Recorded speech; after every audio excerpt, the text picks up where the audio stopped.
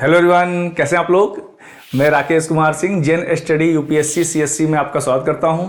जैसा कि आप लोग देख ही रहेंगे, ये कुछ लेटेस्ट डेवलपमेंट हुआ है आपके एग्जाम के अकॉर्डिंग, और इस टॉपिक को हमेशा हम लोग करंट अफेयर से को रिलेट करके देखते हैं। ये क्या है?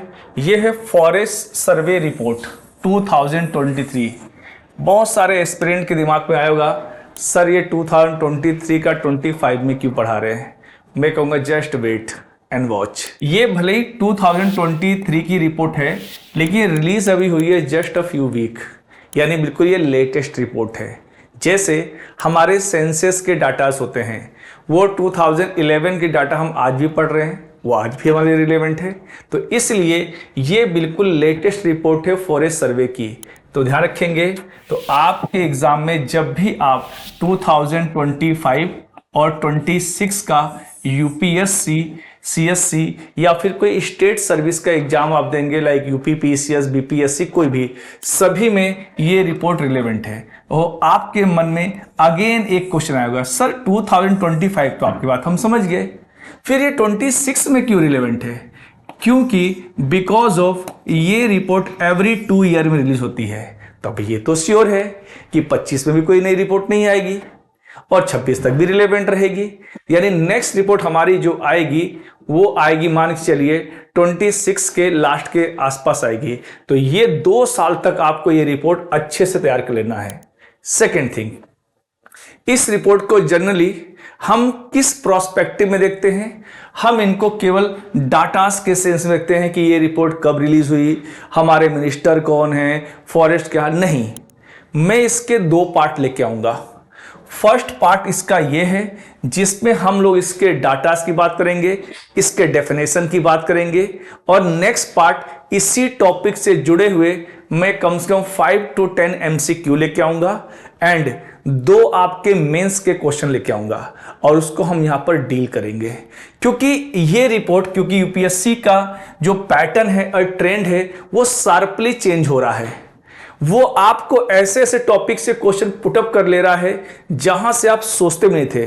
से जैसे ये फॉरेस्ट रिपोर्ट है, इस फॉरेस्ट रिपोर्ट को लेकर हमारे मन में केवल आता है पीटी पीटी पीटी। नहीं भाई, इस पे मेंस में बहुत सारे एस्पेक्ट हैं जिनको हम अभी डील करेंगे। तो चलिए स्टार्ट करते हैं और देखते हैं इस रिपोर्ट में हम क्या अपने एग्जाम के लिए ऑप्ट कर सकते हैं। तो देखते हैं हम लोग। पहला जो है, तो हमारे ये जो यूनियन इन्वायरमेंट मिनिस्टर है, इनकी पिक को याद कर लीजिए, इसीलिए मैं यहां पर इमेज को लेके आया हूं ताकि आपको इनका फेस याद रहे।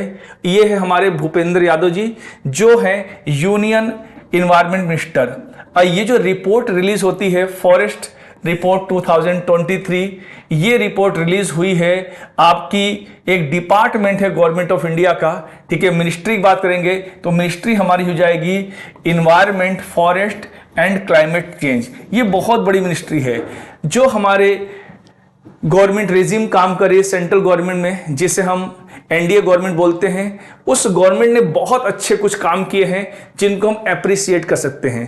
पहले आपने देखा होगा, पहले हमारे इन्वायरमेंट मिनिस्ट्री अलग होती थी, क्लाइमेट चेंज अलग। हमारी पहली ये एविएशन मिनिस्ट्री अलग होती थी, अलग। तो इन्होंने कई सारी मिनिस्ट्री को मर्ज कर दिया है जो को रिलेट थी। इससे फायदा क्या मिला कि मान लीजिए 2 मिनिस्ट्री अलग अलग होती तो क्या होता, किसी भी डेवलपमेंट के लिए एक बार जाइए आप इन्वायरमेंट मिनिस्टर के पास, एक बार जाइए क्लाइमेट चेंज वाले के पास, तो दोनों के पास इश्यू हो जाते थे। इसलिए इन्होंने जो भी रिलेटेड मिनिस्ट्री थी उनको मर्ज करके एक मिनिस्ट्री बना दी है, ठीक है। जैसे पहले वाटर मिनिस्ट्री अलग होती थी, गंगा रिनोवेशन अलग होती थी, अब गंगा और वाटर मिनिस्ट्री को एक कर दिया गया। तो इसी तरह ये डेवलपमेंट है काफी अच्छा, तो ये ध्यान रखेंगे। ये जो रिपोर्ट है ये 18th नंबर की रिपोर्ट है, तो दिस इज फैक्ट, ठीक है। और ये फैक्ट ऐसा है कि कम से कम 2 से 3 साल नहीं बदलेगा, ठीक है। 18th रिपोर्ट है। अब देखेंगे इसमें इस रिपोर्ट को, ठीक है, किसने तैयार किया है? Forest survey of India. Again एक क्वेश्चन हो गया, तो फॉरेस्ट सर्वे रिपोर्ट है और ये कौन कहता है? Forest survey of India. तो एक क्वेश्चन और आपके दिमाग में चाहिए, सर इसका हेडक्वार्टर कहां है? वो आप कमेंट बॉक्स में बताइएगा जो ये वीडियो देखेंगे, ठीक है। और ये बायनियल रिपोर्ट आती है यानी एवरी 2 ईयर में, और सिंस 1987 यानी 1987 से ये report every year every 2 year पे रिलीज हो रही है। Is that clear? चलते हैं आगे। अब देखते हैं हम लोग इस पर देखेंगे। पहले एक काम सर्वे ऑफ फॉरेस्ट रिसोर्स इस नाम से होता था, बाद में ये फिर नेशनल कमीशन ऑन एग्रीकल्चर ने रिकमेंडेशन किया, फिर जाके ये धीरे धीरे डेवलपमेंट है। इस पे हमें नहीं जाना है, ज्यादा फैक्ट पे हमें काम नहीं करना है कि हमें फैक्चुअल चीजों को रटना है। ठीक है, आगे चलते हैं। ये बता दिया मिनिस्ट्री कौन सी है, इन्वायरमेंट मिनिस्ट्री है। ठीक है, इनका ऑब्जेक्टिव क्या है? अब देखो यहीं से मेंस के लिए क्वेश्चन बनेगा, पूछेगा। ठीक है, forest definition in India and category पूछेगा, एंड मेन ऑब्जेक्टिव पूछेगा, एंड फ्यूचर प्रोस्पेक्टिव पूछेगा। तो इस पे कई सारे मेंस के अच्छे से क्वेश्चन बन सकते हैं। तो इसका प्राइमरी ऑब्जेक्टिव क्या है? To assess and monitor the forest resource of India. तो ध्यान रखेंगे हमारे जो फॉरेस्ट रिसोर्स है, और ये रिसोर्स क्यों बोलते हैं? क्योंकि जिनका यूटिलाइजेशन फ्यूचर के लिए होता है। काफी अच्छा है, ये रिसोर्स है हमारे लिए, क्योंकि इनका लॉस होने का मतलब है हमारे अर्थ का इकोसिस्टम लॉस होगा। Is that clear? आगे चलते हैं। इसमें क्या होगा?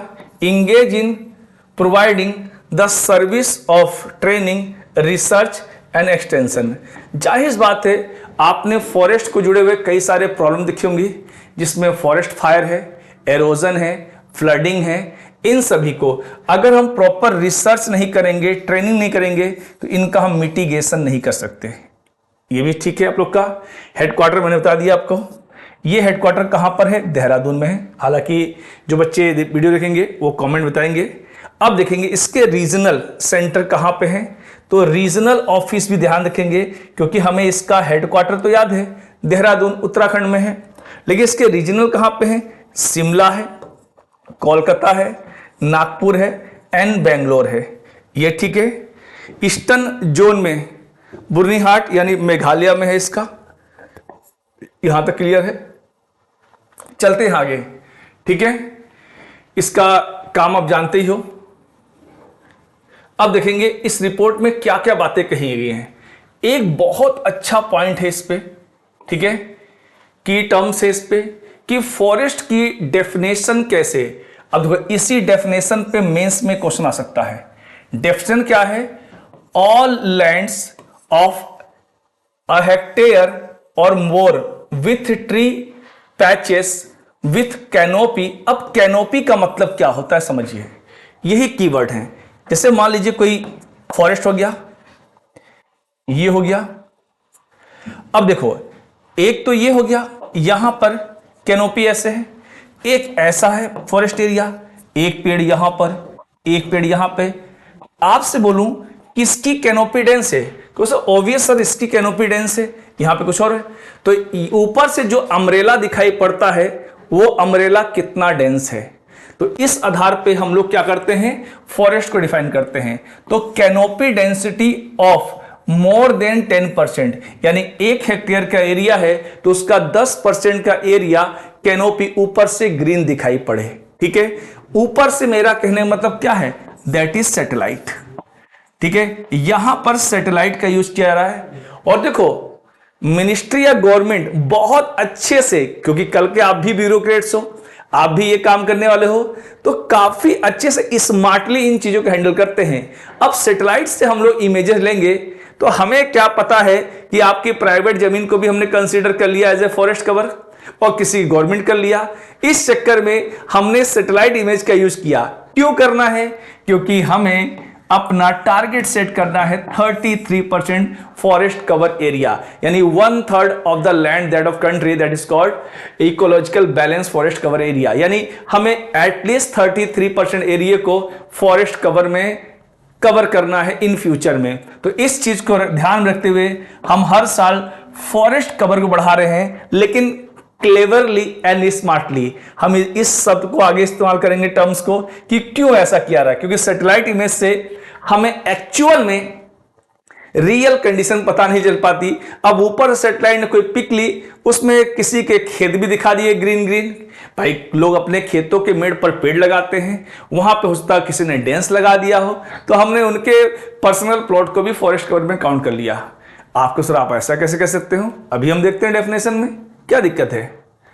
तो ये समझ गए, यानी किसी भी एरिया में अगर 1 हेक्टेयर का एरिया है और उसमें 10% से ज्यादा कैनोपी है, यानी ग्रीनरी है, तो हम उसे फॉरेस्ट लैंड में कंसीडर करेंगे। और ये डेफिनेशन कहां से ली गई है अभी हम देखेंगे, क्योटो प्रोटोकॉल से। ठीक है, और देखो यहां पे लिखा भी है कवर ऑल लैंड, देखो ऑल लैंड है irrespective of legal owner and the land use, किसी को भी ले सकते हैं हम लोग। अब देखेंगे डेफिनेशन कहां से लिया गया था, ये चीज ध्यान रखेंगे। इस पर यूपीएससी बहुत अच्छा क्वेश्चन बना सकता है कि जो फॉरेस्ट इंडिया में होते हैं डेफिनेशन ऑप्ट कहां से की गई है, वो की गई क्योटो प्रोटोकॉल से। और क्योटो प्रोटोकॉल बहुत ही रिलेवेंट है जब आप इकोलॉजी एनवायरनमेंट के बारे में डिस्कशन करते हैं, तो वहां पर हम क्या देखते हैं, वहां पर ग्रीन हाउस गैसों के बारे में बात की गई है, किसमें, क्योटो प्रोटोकॉल में। जब हम इन्वायरमेंट की वीडियो शूट करेंगे आप लोग के लिए, तो उसमें डेफिनेटली हम इस टॉपिक को भी लेंगे। तो क्या लिखा है, decision of Kyoto protocol, the definition of forest can vary from one country to another, यानी भाई जाहिर बात हर कंट्री के अकॉर्डिंग अलग होता है।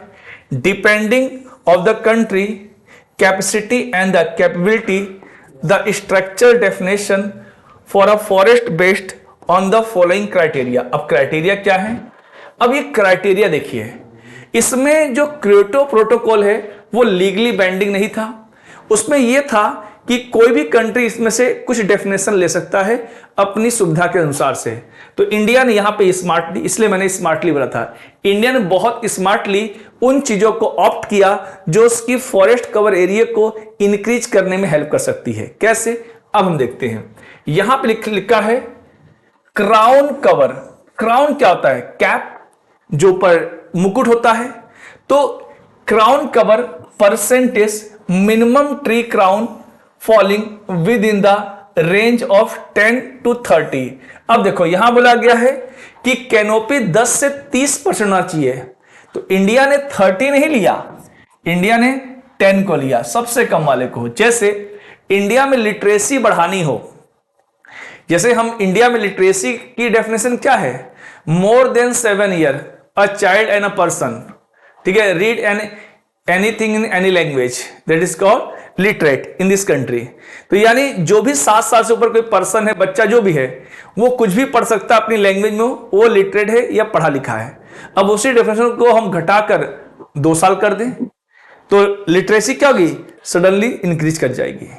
तो यहां डेफिनेशन को हम स्मार्टली अगर यूज करेंगे तो हम, लेकिन एक्चुअल में ये अच्छा नहीं है कंट्री के लिए। अगर हम एक्चुअल बात करें तो ये अच्छा नहीं है, ढंग से हमें 30% नहीं तो 20% के क्राइटेरिया को ऑप्ट करना चाहिए था, जिससे हम एक्चुअल में दिखा सकते थे कि फॉरेस्ट कवर इंडिया में कितना है। ठीक है, आगे देखते हैं हम लोग। तो हमने 10% के थ्रेशोल्ड को लिया। मिनिमम एरिया, अब देखो मिनिमम एरिया क्या बोला गया यहां पर, minimum area standard forest area should have a minimum area between 0.5 to 1 hectare, यानी एक 0.5 से 1 हेक्टेयर तक हो। ठीक है, तो उससे हम बोलेंगे फॉरेस्ट कवर एरिया। अब देखिए, और मिनिमम हाइट, अब देखो यहां पे हाइट भी है, मैं फिर बोल रहा हूं इस पॉइंट को बहुत ध्यान दीजिएगा, इतना डिटेल में बहुत कम मिलेगा आपको। ठीक है, तो हाइट इसमें लग गया है, tree in this area should have the potential to reach a minimum height 2 to 5 metre. अब गवर्नमेंट ऑफ इंडिया ने क्या किया, इस हाइट को नहीं लिया, हमने, ये गलत नहीं है, हमने नहीं लिया, हमने केवल क्या लिया, 10% कैनोपी लिया। अगर ये लेते तो हमारे फॉरेस्ट कवर एरिया रिड्यूस हो जाते। अब पेड़ की भाई, अगर अब इसमें क्या बोला, 2 से 5 मीटर, 5 मीटर का मतलब कम से कम 15 से 18 फीट। अब यानी 15 से 18 फीट का पेड़ जो होगा काफी अच्छा डेवलप होगा। तो डेफिनेशन के अकॉर्डिंग तो हमारे वहां फॉरेस्ट कवर एरिया रिड्यूस हो जाता, इसलिए हमने इसको नहीं लिया। लेकिन आपको पता होना चाहिए, यूपीएससी इससे क्वेश्चन पुट अप कर सकता है। अब देखते हैं, अब देखो यहां पे फॉरेस्ट को क्लासिफिकेशन किया गया है डेंस के आधार पे। एक होता है वेरी डेंस, वेरी डेंस का मतलब होता है ऐसे फॉरेस्ट। अब आप लोग कैनोपी समझ गए होंगे, हाँ सर कैनोपी अब समझ गए।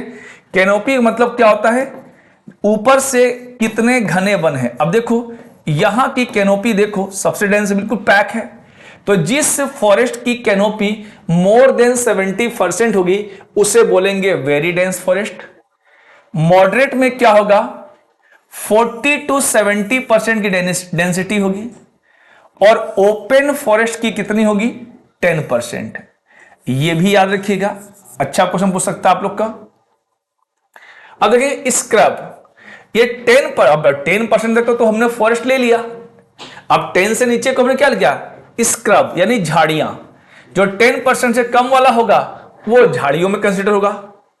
नॉन फॉरेस्ट में क्या हो जाएगा, नॉन फॉरेस्ट में बहुत सारे हो जाएंगे हमारे, ग्रास लैंड होगा, स्नो क्लैड होगा, वाटर बॉडी होगा, सेटलमेंट होगा, डेजर्ट होगा, ये सारे, इनसे भी क्वेश्चन पूछे जा सकते हैं, ध्यान रखिएगा। अब देखो, अब यहां देखो, आपको ध्यान देखो, यहां पे आपको कहीं भी लैंड दिखाई नहीं पड़ रहा है, आप समझ गए, this is very dense forest. इसलिए मैं इमेज लेके आया हूं, इमेज से काफी अच्छी पिक्चर क्वालिटी आपको विजुलाइज चीजें हो जाती हैं। दूसरा क्या होगा, मॉडरेट। अब देखो इसमें कुछ गैप दिखाई पड़ रहे हैं पैचेस के, देख रहे हो, तो ये मॉडरेट हो गया। ओपन देखो साफ साफ दूर दूर पेड़ दिखाई पड़ रहे हैं, और स्क्रब में केवल झाड़ियां, कहीं ऊंचे पेड़ हमें दिखाई भी नहीं पड़ रहे हैं। अब देखेंगे हम लोग यहां पर मिनिस्ट्री ने कैसे चीजों को लिया है। अब देखेंगे, include only those area recorded forest. अब देखो रिकॉर्डेड फॉरेस्ट क्या होता है, अब गवर्नमेंट ने 50 साल पहले किसी एरिया को एक डेफिनेशन में अपने फॉरेस्ट कवर एरिया डिक्लेयर कर दिया है। अब भले ही वहां पर पेड़ों को काट के जंगल ओ अपार्टमेंट बन गया हूं या कोई गवर्नमेंट ऑफिस बन गया हो, लेकिन गवर्नमेंट ऑफ इंडिया के रिकॉर्ड में वो रिकॉर्डेड फॉरेस्ट है। तो क्या लिखा है, it include only those area recorded as a forest in the government record. क्या इस बात है, अब गवर्नमेंट रिकॉर्ड में हो तो उससे हम क्या करेंगे, उससे हम रिकॉर्डेड फॉरेस्ट में कहेंगे। अब tree cover, tree patch outside the recorded forest area. अब रिकॉर्डेड फॉरेस्ट एरिया के बाहर भी तो पेड़ पौधे होंगे, जैसे हाईवे पे होंगे, पार्क में होंगे, हम उन्हें भी कंसीडर करेंगे, ठीक है। अब इनको एक्सक्लूड करेंगे फॉरेस्ट कवर एरिया से, लेकिन ये ट्री में तो काउंट होंगे, और ये क्या होंगे, ठीक है, मिनिमम एरिया होगा 1 हेक्टेयर का, ठीक है। ये देखो यहां पे लिखा भी है, tree of outside of the forest, ये हो जाएगा। देखो ये फॉरेस्ट के बाहर है, ये खुले में है, पार्क में है, ये सभी है। अब यहां पे देखो, यहां बहुत अच्छे देखेंगे। अब इंडिया का ज्योग्राफिकल एरिया आपको रटना नहीं है, ठीक है, हमें जो काम की चीजें हैं वो लेंगे। इंडिया में लैंड का यूटिलाइजेशन कितना करते हैं हम लोग, 93.23, यानी इंडिया में जो लैंड का हम यूज करते हैं अभी भी हम 100% नहीं करते। तो ये स्टेटमेंट के रूप में यूपीएससी में पूछा जा सकता है। अब देखते हैं फॉरेस्ट। फॉरेस्ट देखिए कितना है हमारा यहां पे, 21.9, ठीक है। अभी हम देखेंगे इसको अलग से करेंगे डिटेल में, मुझे डेटा में मिसप्रिंट लग रहा है, मैं भी चेक करूंगा इसको, ठीक है। Not available for land cultivation, यानी जो लैंड हमारे लिए कल्टीवेशन में यानी खेती करने के लिए यूज नहीं कर सकते वो 13% है, ठीक है। परमानेंट पॉस्चर, यानी जो जानवरों के लिए जो ग्रेजिंग लैंड होते हैं, ग्रास लैंड होते हैं, उन्हें हम लोग पॉस्चर लैंड बोलते हैं, वो कितना है, 3.13 है। लैंड यूज मिसलेनियस, यानी अलग अलग पर्पज से करते हैं हम लोग, वहां पे जंगल भी होंगे, ट्री क्रॉप भी होंगे, सब कुछ होंगे। अब देखो यहां पे है कल्चरेबल बेस्ट लैंड। ये क्या होता है, ऐसा कोई लैंड जो 5 साल या उससे ज्यादा तक एग्रीकल्चर पर्पस से, ये ध्यान रखिएगा, मोर देन 5 इयर्स तक कोई भी लैंड को हम लोग एग्रीकल्चर पर्पस से यूज नहीं करते तो उससे बोलते हैं कल्चरेबल लैंड। ये कितना है? 3.63%। अगला हो जाएगा fallow land other than culturable. यहां पे क्या है? Fallow land other than current fallow. इसमें क्या होगा? 1 ईयर टू 5 ईयर। ऐसा कोई लैंड जो 5 साल से तो कम हो, 1 साल से ज्यादा, जिसको एग्रीकल्चर पर्पस से यूज नहीं किया गया हो, ठीक है, उसे बोलेंगे फैलो लैंड। ठीक है, other than current fallow. Current fallow क्या होता है? ये ऐसा होता है जो 1 साल से कम होता है, उसे बोलते हैं हम लोग करंट फैलो। और नेट सोन एरिया, यानी जिसपे हम करंटली हमेशा खेती करते हैं, और ये याद रखिएगा इतना है 42 पॉइंट। अब मैंने ये समझा दिया, इन तीनों में समझेंगे मोर देन 5 ईयर, 1 से 5 ईयर, 1 ईयर, और ये करंट बिल्कुल लेटेस्ट। ये हो गया। ये डेफिनेशन याद रखिएगा, एग्जाम में बहुत ज्यादा इंपॉर्टेंट आप लोग के लिए। हाँ, ये देखो, ये है, इस डेटा को आप लोग बिल्कुल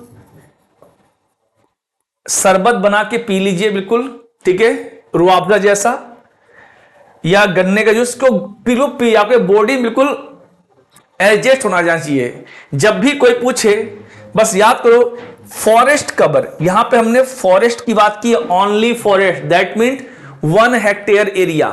तो फॉरेस्ट कवर कितना है इंडिया में, उस डेफिनेशन के अनुसार जो हमने स्मार्टली, अब समझ में आया? हाँ, स्मार्टली मतलब समझ आया। हमने अपनी सुविधा के अनुसार चीजों को हमने ऑप्ट किया है, तब हमारे वहां 21.76% क्या है? Forest cover area. T cover कितना है? 3.41। ये क्लियर है? अगर हम दोनों को जोड़ देंगे, अब हां कितना इंक्रीज हुआ है, डेटा वगैरह मत याद करना, डेटाबेस क्वेश्चन नहीं आएंगे, ठीक है। ये डेटा, इसलिए मैं जो इंपॉर्टेंट डेटा है उसको मैं आपको मार्क कर दे रहा हूं, ठीक है। अब यहां से डेटा काम आएंगे। ये जो एरिया वाइज इनको नहीं लर्न करना आपको है, बस फॉरेस्ट कवर देखना है। कितना है? 21.76, ठीक है। ट्री कवर कितना है? 3.41। अब हमने अगर इन दोनों को प्लस कर देंगे तो कितना हो जाएगा? 25.17। ये क्या हो गया? ट्री एंड फॉरेस्ट कवर को दोनों को हमने प्लस कर दिया। स्क्रब मतलब झाड़ियां, बताई थी मैंने आप लोग को, जो बिल्कुल 1 से भी कम होंगी। तो ये हो गया आपका स्क्रब हो गया। नॉन फॉरेस्ट हो गया 73.50। ये याद रखेंगे, ये टोटल 100% हो गया।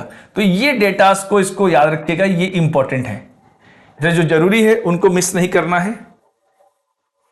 देखो, फॉरेस्ट कवर इतना दे दिया, ट्री कवर इतना, स्क्रब इतना। इनको आप लोग को ऑर्डर में अरेंज करने के लिए कैसे पूछ सकता है? पहले एग्जाम ने देखा नॉन फॉरेस्ट तो फर्स्ट नंबर पर, फॉरेस्ट सेकंड पर, थर्ड पर ट्री कवर। तो क्वेश्चन को फ्रेम करना सीखिए, कि हालांकि हम लोग क्वेश्चन को खुद फ्रेम करेंगे आपके लिए, आपको मेहनत नहीं करनी है, बस हमसे आप जो जुड़े रहेंगे तो आपको काफी हेल्प मिलेगा। क्योंकि हमने केवल इस रिपोर्ट को आपके एग्जाम के लिए एनालिसिस नहीं किया है, हम इस पर क्वेश्चन भी आपके लिए लेकर आएंगे, जिससे आपको वो बातें क्रिस्टल क्लियर हो जाए। अब देखेंगे इसमें क्या दे रखा है। फॉरेस्ट में डेटा दे रखा है। अब इसको हम लोग याद करें, ये काफी बल्कि टास्क हो जाएगा, ठीक है, आपके लिए भी।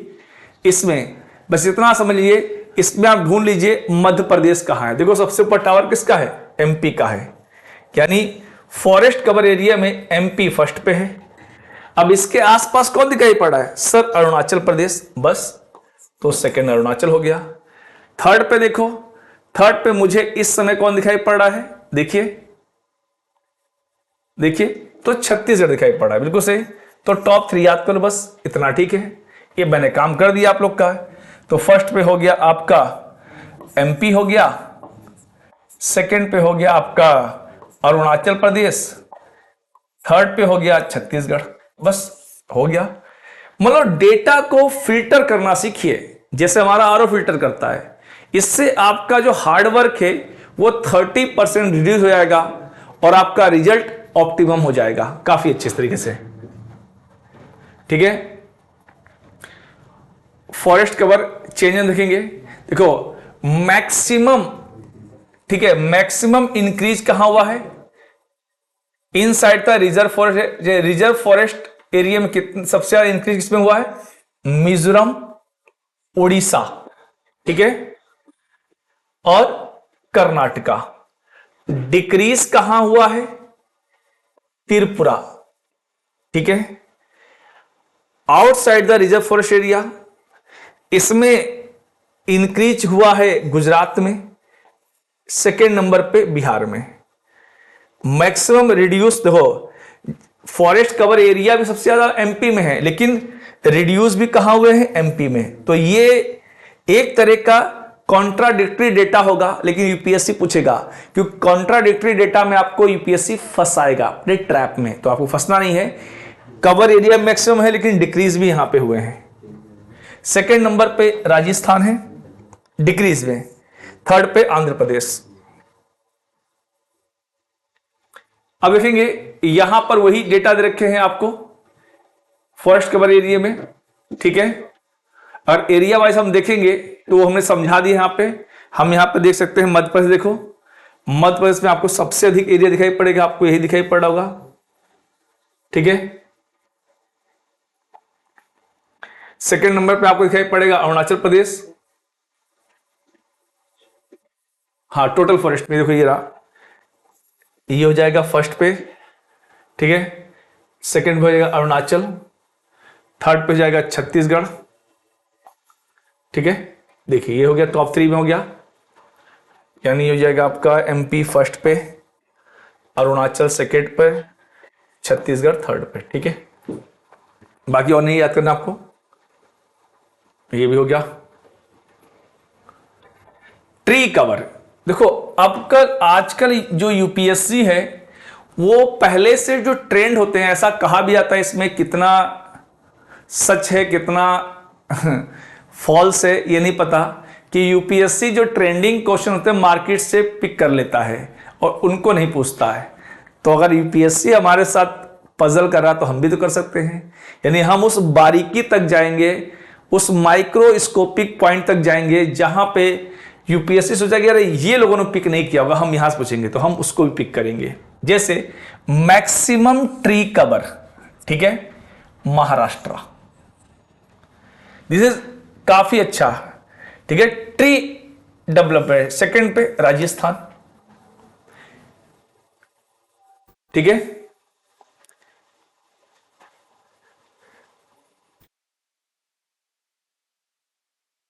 यहां बच्चे डिक्रीज होना चाहिए मेरे ख्याल से, ठीक है। हाँ, यहां पे डिक्रीज आना चाहिए। अच्छा, मैक्सिमम ट्री कवर बोल रहा है, यहां महाराष्ट्र है, यहां इंक्रीज किस में हुआ है? तो इंक्रीज हुआ है छत्तीसगढ़ में। तो अगर टोटल पूछेगा तो महाराष्ट्र में, इंक्रीज किस में हुआ तो छत्तीसगढ़ में, ठीक है। सही है, दोनों सही है। इसमें टॉप 3 नहीं करना है, बहुत ज्यादा रूट लर्निंग नहीं करना है, आपके दिमाग में रहेगा तो स्टेटमेंट आएगा, आप एलिमिनेट कर सकते हो, ठीक है। और हाँ, ये भी मुझे समझ में आ रहा था, लास्ट ईयर मुझे कई सारे यूट्यूब पे वीडियोस मिले, होपफुली आपने भी उसको वॉच किया होगा, कि जैसे ही यूपीएससी ने 2023 में क्वेश्चन पूछे, उसने एलिमिनेशन मेथड को लगभग गायब कर दिया। सबने चिल्ला दिया कि अब से एलिमिनेशन मेथड आएगा नहीं, फालतू है, पढ़ना नहीं है। यूपीएससी यही तो कहता है कि मुझे प्रिडिक्ट मत कीजिए, बस पढ़िए। आपकी जो ड्यूटी है कर्मा, अपना कर्मा कीजिए। अब इस साल 24 में इसने फिर से पूछ लिया एलिमिनेशन मेथड। तो भाई ध्यान रखिए, आपका काम पढ़ना है, तो आप सबकी बातें मत सुनिए। हम ये बोलते हैं हमेशा पढ़िए स्मूथली। हम कौन होते हैं प्रिडिक्ट करने वाले कि ये मेथड आएगा ये नहीं आएगा? हमें बस माइक्रो लेवल पे इसको पढ़ लेना है बारीक से, कि कुछ भी पूछे, किसी भी मेथड्स पूछे, हम कर सकते हैं उसको, ठीक है।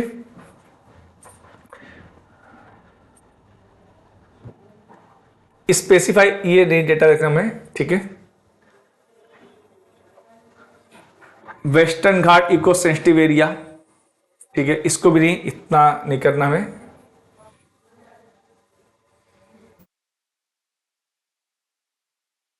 हाँ, हिली डिस्ट्रिक्ट, देखो हिली डिस्ट्रिक्ट में, यहां पे हिली डिस्ट्रिक्ट जो हमारे माउंटेन एरिया है, जैसे अरुणाचल हो गया, हिमाचल हो गया, Uttarakhand, 40% of geographical area forest cover increase, ठीक है, यानी हिली एरिया में इंक्रीज हुआ है, ये बात सही है। नॉर्थ ईस्ट एरिया में देखो डिक्रीज हुआ है, इतना परसेंट डिक्रीज हुआ है, ठीक है। हिली में बढ़ा है, नॉर्थ ईस्ट में घटा है।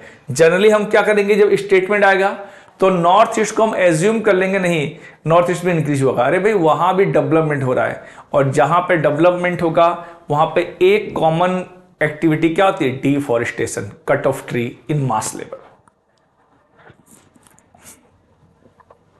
ठीक है। ये हमने देख लिया है। मैंग्रोव, अब देखो मैंग्रोव क्या होते हैं। मैंग्रोव फॉरेस्ट की सबसे बड़ी क्वालिटी क्या होती है, ये सॉल्ट टॉलरेंट ट्री होते हैं, ठीक है, सबसे बड़ी बात है क्या। और ये इकोसिस्टम, ये हम इन्वायरमेंट के टॉपिक डील करेंगे तो इस टॉपिक पे अलग से डील करेंगे, दिस इज वेरी इंपॉर्टेंट, ठीक है। इनके अलग अलग फीचर होते हैं, ये सॉल्ट वाटर को टॉलरेंट कर सकते हैं, जैसे हमारे घर के आसपास के जो पेड़ होते हैं वो टॉलरेंट नहीं कर सकते सॉल्ट को। इनके अपना रिप्रोडक्शन पैटर्न होता है, ये गैसों को, ऑक्सीजन को, कार्बन डाइऑक्साइड के एक्सचेंज के लिए अलग से इनके रूट सिस्टम होते हैं, इनको हम अलग करेंगे, ठीक है।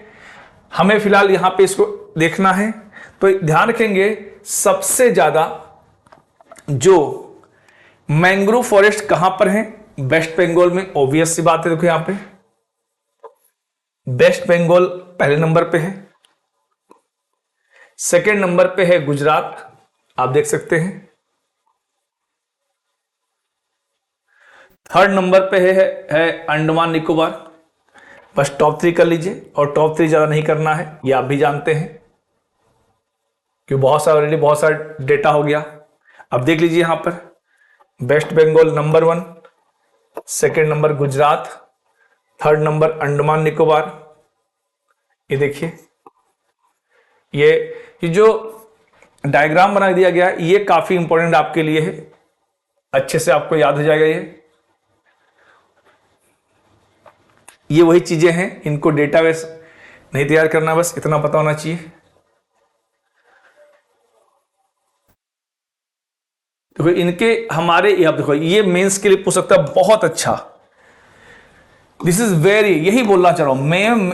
हमारा ऑब्जेक्टिव इस क्लास का पर्पस केवल ये नहीं कि फॉरेस्ट सर्वे के डेटा को आप बता दें, यहां पर हम इसके प्रोस्पेक्टिव बताएंगे, बेनिफिट बताएंगे।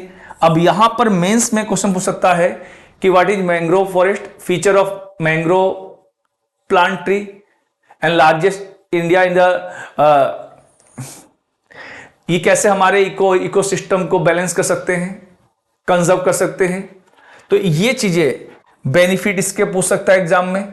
तो हम देखेंगे ये वाटर को फिल्टर करता है, ठीक है, ये ग्राउंड वाटर को रिचार्ज करता है, फिश जो होती है उनके लिए एक तरह का नेस्टिंग प्लेस होता है, ठीक है, वहां पर अपनी ब्रीडिंग करती है, इससे लोकल कम्युनिटी को लाइवलीहुड मिलता है, क्लाइमेट के लिए काफी अच्छे होते हैं, कार्बन सीक्वेंसेज तो कार्बन स्टोरेज के रूप में काम करते हैं, लाइवलीहुड बता ही दिया मैंने, वुड इंडस्ट्री को फायदा मिलता है, ठीक है, कोस्टल एरिया का प्रोटेक्शन होता है। अगर आपको याद हो, इसको हम अलग से करेंगे, बहुत डिटेल में करेंगे इसको, जब हम नेक्स्ट क्लास पार्ट 2 करेंगे तब हम इसको आंसर कैसे करना है वो बताऊंगा आप लोगों को मैं, क्वेश्चन के अकॉर्डिंग। कोस्टल एरिया को कैसे प्रोटेक्शन करते हैं, आपको 2004 की इंडिया की सुनामी याद होगी। सुनामी ने तमिलनाडु और आंध्र प्रदेश में सबसे ज्यादा प्रॉब्लम की, लेकिन वेस्ट बंगाल उड़ीसा में प्रॉब्लम नहीं हुई। क्यों? यहां पे डेंसली मैंग्रोव फॉरेस्ट हैं। इन मैंग्रोव फॉरेस्ट ने उस जो वेव थी ओशन करंट की या जो हैवी स्टॉर्म था उनको रोक दिया। इससे क्या हुआ, हमारे कोस्टल एरिया का प्रोटेक्शन हो गया, इरोजन को ये रोकता है। मैंग्रोव इकोसिस्टम सर्विसेज, सोचो ये कितना हमारे इकोसिस्टम में जरूरी है। सोचो इसकी जो वर्थ है कितनी है, सोचो पर हेक्टेयर में ये हमें 33,000 टू $57,000 की हेल्प कर रहा है, टूरिज्म को बढ़ावा देता है। तो सोचो मैंग्रोव केवल इतने, अब सोचो ये ऑफिशियल डेटा के अकॉर्डिंग है, यानी गवर्नमेंट इन बेनिफिट को कंसीडर करती है, और इन पॉइंट को मेंस में लिख के आइए, बिलीव कीजिए औरों से आपको 2 नंबर एक्स्ट्रा मिलेंगे, और एक क्वेश्चन 2 नंबर एक्स्ट्रा मिलेंगे, पूरे पेपर में आप कैलकुलेट कर सकते हैं। अब देखेंगे कंजर्वेशन मेजर, अब देखो पूरा पूरा मेंस का क्वेश्चन है, ये पूरा मेंस का ही है, ठीक है। मैंग्रोव प्लांटिंग करेंगे हम लोग, मैंग्रोव को साइंटिफिक वे में हम उसको लगाएंगे, टूरिज्म को मैनेजमेंट करेंगे, ठीक है, सोशल अवेयरनेस प्रोग्राम चलाएंगे, इंटीग्रेटेड कोस्टल जोन मैनेजमेंट, हम जो ज्योग्राफी में आगे टॉपिक पढ़ेंगे इन्वायरमेंट में, तो कोस्टल जोन मैनेजमेंट के हैं कि कोस्टल लाइन से 200 मीटर तक कोई भी कंस्ट्रक्शन वर्क नहीं होगा। हैवी डेंसिटी कितनी है, 2116 है, तो वो सब बातें हम करेंगे इन्वायरमेंट। इको टूरिज्म, ऐसा टूरिज्म जो इन्वायरमेंट को हर्ट ना करे। Mangrove forest can provide sustainable source of income through eco tourism, ठीक है। हम इस तरह जो इकोसिस्टम का प्रोटेक्शन भी करें और लाइवलीहुड भी दे। मैंग्रोव इनिशिएटिव, इसको मिस्टी प्रोग्राम बोलते हैं, ध्यान रखेंगे। ये गवर्नमेंट ऑफ इंडिया ने इसको बजट में अपने, देखो यहां लिखा भी है, इसको अपने बजट में इसको अनाउंस किया था, 5 ईयर का प्लान है ये। तो ये गवर्नमेंट ऑफिशियली इनको रिकॉग्नाइज कर रही है, इनको लिख के आइए ना। देखिए मेंस में, और इस बार के मेंस में 2025 के मेंस में ये 5 स्टार क्वेश्चन है। अब हमने बहुत सारे बेनिफिट देख लिए, लाइवलीहुड दे दिया, भाई चैलेंज भी तो है। चैलेंज क्या है, चैलेंज क्या है, फॉरेस्ट फायर, देख लो उत्तराखंड में फॉरेस्ट फायर हो रहा है। तो देखो टॉप फॉरेस्ट फायर वाले स्टेट कौन से हैं, उत्तराखंड, उड़ीसा, छत्तीसगढ़। ऐसे क्वेश्चन पूछेगा बीपीएससी, वो नहीं, वो डेटा आपको याद होनी चाहिए, लेकिन यहां से क्वेश्चन पूछे जाने की पॉसिबिलिटी ज्यादा है, ठीक है, तो ध्यान रखेंगे। फॉरेस्ट फायर में टॉप स्टेट है उत्तराखंड, उड़ीसा एंड छत्तीसगढ़। ये भी बता दिया मैंने, टॉप 3 बता दी, इसमें वही डेटा है, इसीलिए हमने डेटा को अपने तरीके से हमने इसको फ्रेमिंग कर दिए ताकि आपको ये डेटा रखना ना पड़े। वैसे आप यहां देखना चाहे देख सकते हैं, देख लो उत्तराखंड से ज्यादा है,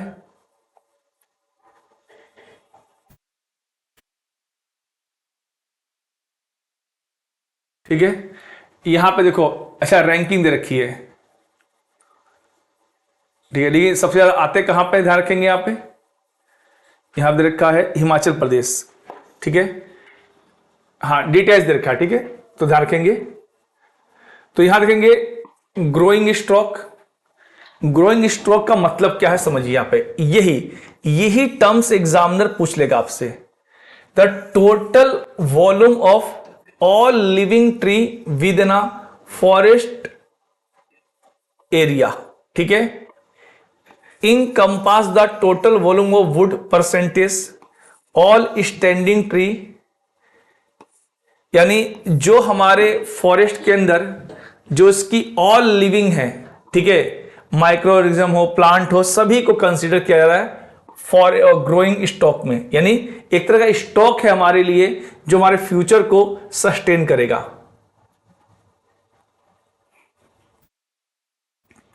इनमें हम बहुत सारे काम कर सकते हैं, देखो इसमें फॉरेस्ट हेल्थ हो गया, प्रोडक्टिविटी हो गया, पोटेंशियल टिम्बर हो गया, पॉलिसी डेवलपमेंट, ये सबसे नॉर्मल पॉइंट है, ठीक है। ये हाई ग्रोइंग स्टॉक वाले स्टेट का है, जहां पे सबसे ज्यादा पोटेंशियल है फॉरेस्ट के, तो वो है अरुणाचल प्रदेश फर्स्ट नंबर पे, सेकेंड पर उत्तराखंड, थर्ड पर छत्तीसगढ़, ठीक है। ठीक है, total forest of area Maharashtra, Karnataka and Madhya Pradesh. ये हो गया आप लोग का bamboo. Bamboo this is also very important point, ठीक है। ये एरिया नहीं आपको याद करना है, मैक्सिमम बैम्बू बियरिंग एरिया। तो सबसे ज्यादा बैम्बू भी कहां पर है, यानी सबसे ज्यादा फॉरेस्ट एरिया भी एमपी में है और बैम्बू एरिया भी एमपी में है। सेकेंड नंबर पे अरुणाचल प्रदेश, थर्ड पे महाराष्ट्र। टॉप 3 याद करना आपको केवल, ठीक है। बैम्बू डेंसिटी, ठीक है, 150 and more champ of the forming bamboo, ठीक है, ये हो जाएगा। डेंस में हो जाएगा 151 to 150, ठीक है। स्कैटिंग यानी सबसे ज्यादा जो प्योर बैम्बू माने जाएंगे जिनकी डेंसिटी 151 से ज्यादा होगी, और डेंस में कितने होंगे 51 से 150, और बिखरे हुए में स्कैटिंग होंगे 1 से 50 तक। ये बैम्बू की डेंसिटी याद रखिएगा, very important for prelims point of view. ये वही रखा आपका स्टेट, मैंने पहले बता दिया बैम्बू के बारे में, अलग से नहीं करना है इनको। एग्रो फॉरेस्ट्री, इसका मतलब समझिए। एग्रो फॉरेस्ट्री का मतलब होता है, ठीक है, एग्रीकल्चर के साथ साथ हम फॉरेस्ट्री को बढ़ावा दें। बहुत सिंपल लेमन लैंग्वेज में, जैसे हम लोग अपने घरों में खेती करते हैं तो आपने देखा होगा खेतों के मेड़ के आसपास हम पेड़ लगा देते हैं, लाइक शीशम हो गया, टीक हो गया, मैंगो हो गया, ये सभी हो गया। तो इन सबको हम लगा देते हैं। तो इससे क्या होता है, हमें एग्रीकल्चर का तो बेनिफिट मिलता है, साथ में वो जो प्लांट होते हैं वो फ्यूचर में हमें मनी भी देते हैं और ऑक्सीजन भी, तो डबल बेनिफिट होता है। इस पे गवर्नमेंट फोकस कर रही है। जो हमारे इंडिया में टॉप स्पीसीज है जो एग्रो फॉरेस्ट्री, ये बहुत अच्छा पॉइंट होगा। एग्रो फॉरेस्ट्री में कौन कौन से प्लांट को हम सबसे ज्यादा लगा रहे हैं। अब ये नाम देखो, यही होता है स्मार्टली। इन्होंने हमारे यूपीएससी एस्पिरेंटों को क्या समझा है कि वो जानते नहीं है, बिल्कुल जानते हैं। बताओ, मैग्नीफेरा इंडिका दे दिया। अब इससे 90% बच्चे हो सकते कंफ्यूज जाए, देखिए कोई जरूरत नहीं है, आप हमसे जुड़े हैं, हम बताएंगे इसको बहुत इजीली। मैग्नीफेरा इंडिका ये साइंटिफिक नेम है किसका, मैंगो का, बहुत इजी है। एजिड्रिका इंडिका, ये कौन है, ये नीम है भाई। अरे सर, ये तो हमें बेवकूफ बना रहे थे। नहीं, बेवकूफ बनने क्यों देंगे हम लोग।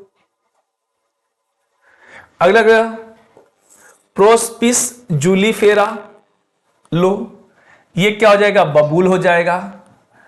सर ये तो इजी है, तो बस यही है, यही इनकी क्लेवरनेस है, ये यही फंसाएंगे। यानी हमारे वहां एग्रो फॉरेस्ट्री में सबसे ज्यादा जो पेड़ लगाए जा रहे हैं वो आम के लगाए जा रहे हैं, जिसको यहां क्या दिया, मैग्नीफेरा इंडिका। नीम लगाया जा रहा है, एजिडेरा इंडिका बोला जा रहा है इसको, और प्रोस्पिरस जूलीफेरा बोला जा रहा है बबूल को। ये बस 3 याद रखेंगे आप लोग, ठीक है। आगे है लैंड यूज मैनेजमेंट। देखो, एग्रो फॉरेस्ट्री पर प्रीलिम्स के साथ साथ एग्रो फॉरेस्ट्री की डेफिनेशन पूछ लेगा। मैंने कहा था ना, हम मेंस में भी डील करेंगे। हम उन सारी गवर्नमेंट रिपोर्ट को बहुत सीरियसली अटेम्प्ट करेंगे, मेंस और प्रीलिम्स दोनों के पॉइंट ऑफ व्यू से। तो हम देखेंगे इसको, एग्रो फॉरेस्ट्री डेफिनेशन देखेंगे हम लोग। इनमें कौन कौन से ट्री हैं, इनका पर्पस क्या है, land use management system that intensively integrate tree with the crop. आ गया ना, combination of agriculture and the forestry instead of having separately field. अलग से लगाने से अच्छा है हम उसी खेत में लगा लें, ये इसका पर्पस है। लिख दीजिए 150 टर्म वर्ड में, ट्री एंड क्रॉप टुगेदर, एक साथ करना है इसका। बेनिफिट लिख दिए, देखिए हो गया ना, बहुत प्यारे। हमें इसीलिए हमने यहां पे इस तरह नोट डिजाइन किए हैं आपको प्रीलिम्स के साथ साथ मेंस। केवल हम फॉरेस्ट रिपोर्ट को रीच आउट ना करें, हम इनको कॉम्प्रिहेंसिव में देखें। Environmental, improve the soil health, देखो आ गया ना, prevent the erosion, enhance the biodiversity. जाहिर बात है, पेड़ बनेंगे तो बैक्टीरिया होंगे, छोटे छोटे मेमल्स आएंगे, help in the mitigation climate change, ये कार्बन स्टॉक के रूप में काम करेंगे, कार्बन क्रेडिट बनेगा, economic benefit, provide the multiple source of income. अब किसी का क्रॉपलैंड खराब हो गया तो एक पेड़ को बेच सकता है, उससे पैसे मिल सकते हैं, काफी चीज। फ्रूट्स हो गया, नट हो गया, social improvement, food security, livelihood, farmer, support the local community. देखो ये यही, और ये गवर्नमेंट के पॉइंट हैं। ये जो फॉरेस्ट सर्वे रिपोर्ट जो अपने पॉइंट की पॉइंट रखती है, ये पॉइंट है, इनको सीधे सीधे एग्जाम में लिख के आइए आप लोग। एग्जाम्पल दे देंगे, सिल्वो पोस्चर। अब देखो ये टर्म्स आ जाएगा, यही टर्म्स से एग्जाम पूछ लेगा। एलाई क्रॉपिंग, एलाई क्रॉपिंग का मतलब क्या होता है? Planting crop between row of tree, यानी पेड़ों के बीच में लगाना। सिल्वो पोस्चर का मतलब क्या होगा? Integrated tree with the live stock grazing. ठीक है, सोचो ऐसे हमें लगाना है जो जानवरों के चारा भी दे सके। Forest farming, growing crop under the shade of the forest tree, यानी पेड़ों के आसपास लगाना बिल्कुल उसको। ये तरीके समझिए। कार्बन स्टॉक देख लो, तो कार्बन स्टॉक में ट्री आ जाएंगे, प्लांट आ जाएंगे, अदर चीज आ जाएंगे हमारे। और जो ऐसा नहीं कि जो प्लांट है उन्हीं के पास कार्बन स्टॉक है, अरे भाई मिट्टी के अंदर पेड़ों की जड़ें हैं, उनमें भी तो कार्बन स्टॉक है ना। जो पत्तियां टूटी हैं उनके अंदर भी तो है। ठीक है, जो सूखे पत्ते हैं उनके अंदर भी तो है कार्बन स्टॉक। तो हमें बहुत कॉम्प्रिहेंसिव, और यूपीएससी कॉम्प्रिहेंसिव वे में ही पूछता है। ठीक है, carbon dissolve in sea water and the store in the organism atmosphere, ये तो आप जानते हैं, तो सिंपल है। फॉसिल फ्यूल, ठीक है। देखो क्या, what's important understanding carbon stock crucial. भाई कार्बन स्टॉक क्यों है? कि हमारे अर्थ पे कार्बन डाइऑक्साइड को मेंटेन करेगा, जिससे हम क्लाइमेट चेंज और ग्रीन हाउस को इफेक्ट को मिटिगेट कर सकते हैं या मिनिमाइज कर सकते हैं। इनको हम मेंस वाले में डील करेंगे बहुत आराम से। ठीक है, सस्टेनेबल रिसोर्स हमें देगा, मैनेजमेंट करेगा ये हमारे लिए।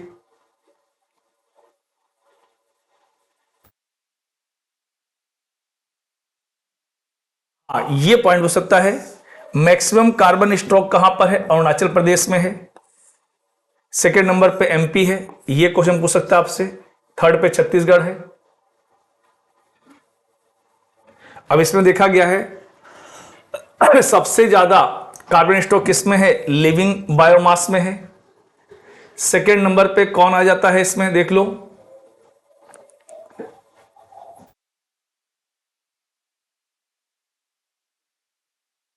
नहीं, पहले नंबर पे आ जाएगा सॉइल में आ जाएगा। देखो सॉइल से ज्यादा है, फिर सेकेंड नंबर लिविंग बायोमास है, थर्ड पे है डेड वुड पे है।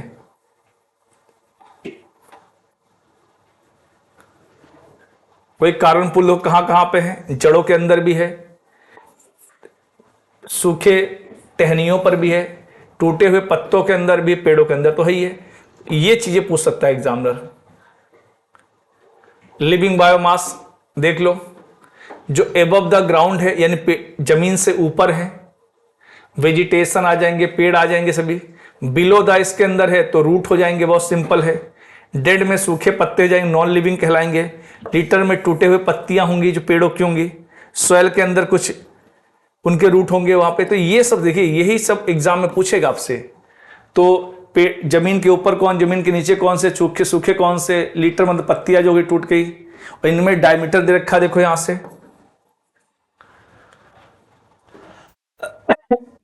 2 से ज्यादा, 5 से कम।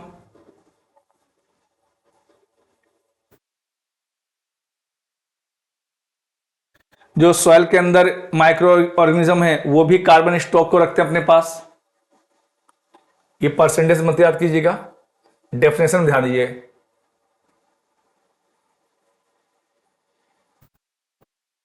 अमृत तत्व, ये हमारे प्राइम मिनिस्टर जब गए थे COP26 में, उन्होंने पंचामृत टर्म से यूज किया था। ग्लासगो में जो मीटिंग हुई थी वो पंचामृत आप लोग जानते होंगे, उसका भी जिक्र यहाँ पे किया गया है। वो क्या थे, सबसे मेन क्या था, 2070 में net zero emission. Net zero कहाँ देखा है भाई, एक मिनट बच्चों, यहाँ पे डेटा मिस्टेक है, 270 कर लेंगे। नेट जीरो का मतलब क्या होता है, जितना हम कार्बन रिलीज करेंगे उतना ही पेड़ हमारे ऑब्जर्व कर लेंगे, यानी हम एमिशन नहीं करेंगे, एटमॉस्फेयर में नहीं जाएगा, हमारे एटमॉस्फेयर को प्रॉब्लम नहीं करेगा। ठीक है, इसमें अगला क्या दे रखा है, इसमें 500 गीगावाट ऐसे हमें यूज करने हैं सोर्सेस जो नॉन फॉसिल फ्यूल हो। ठीक है, 25% रिडक्शन ऑफ एमिशन करेंगे, 2030 तक करेंगे हम लोग। 1 billion ton of carbon stock हम बनाएंगे, यानी इतने पेड़ लगाएंगे, 2030 तक करने हैं हमें। ये सभी टारगेट हैं, ये सब बता दें इनके टारगेट क्या है। सॉइल हेल्थ को बढ़ाना है, पेड़ों को बढ़ाना है, ये वही चीजें हैं बच्चों। हाँ, ग्रोइंग स्टॉक बता दिया मैंने आप लोग को। ग्लोबल सिनेरियो ये आप देख सकते हो,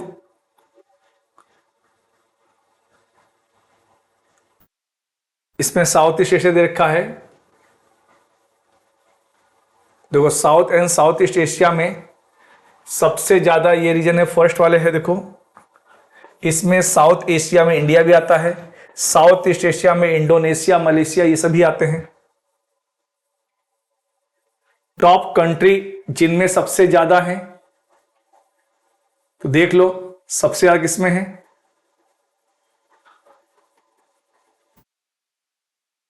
आपको यही दिखाई पड़ रहा होगा। रशियन फेडरेशन पहले नंबर पे है, ब्राजील थर्ड पे है और कनाडा थर्ड पे है। ये टॉप 3 है फॉरेस्ट कवर वाले एरिया कंट्री।